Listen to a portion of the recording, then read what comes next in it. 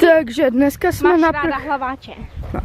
Takže dneska jsme na procházce se psema.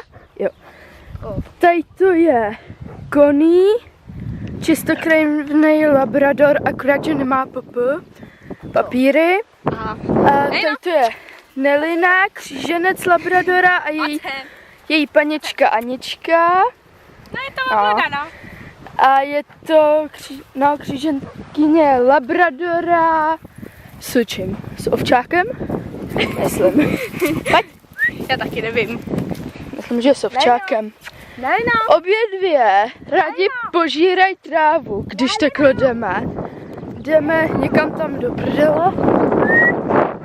Anička jde pro Nelinu. Válí si jí v hlíně.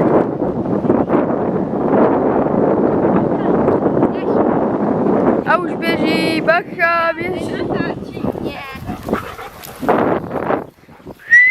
Connie, jdeme! Jdeme!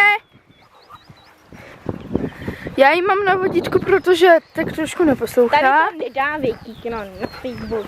To nebude na Facebooku, to bude na YouTubeku.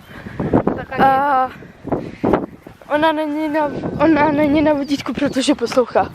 Prostě vychovaný pejsek. A rozjel tady ty mý kravičky. Hluchý jak patroň. Takže čau.